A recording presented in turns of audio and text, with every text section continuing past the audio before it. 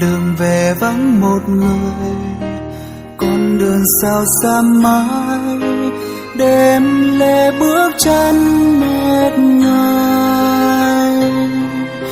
Nhớ lúc trước ngày đầy, em buông lời nói yêu tôi, mà giờ chỉ có tôi âm thầm.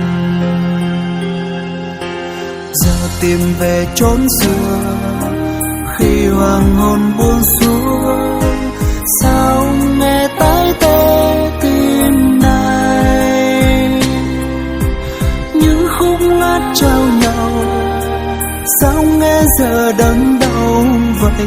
Người đã nhẫn tâm ra đi thật sao.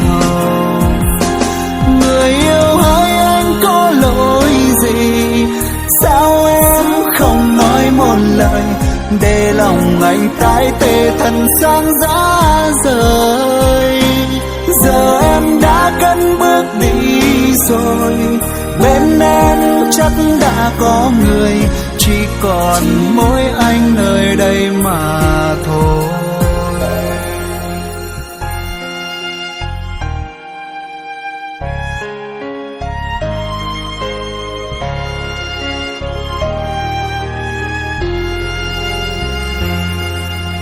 Đường về vắng một người, con đường sao xa mãi, đêm lê bước chân mệt nhoài.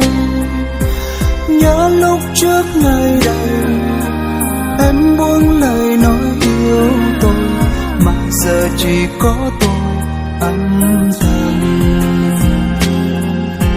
Giờ tìm về chốn xưa, khi hoàng hôn buông xuống, sao nghe tái tê tim này.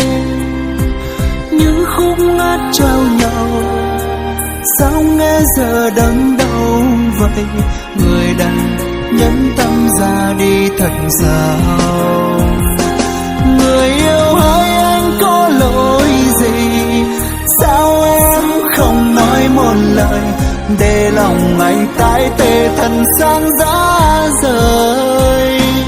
Giờ em đã cất bước đi rồi, bên em chắc đã có người, chỉ còn mỗi anh nơi đây mà thôi. Người yêu hỡi em có lỗi gì, sao anh chẳng nói một lời, để lòng em tái tê thân xác giá rời. Giờ em đã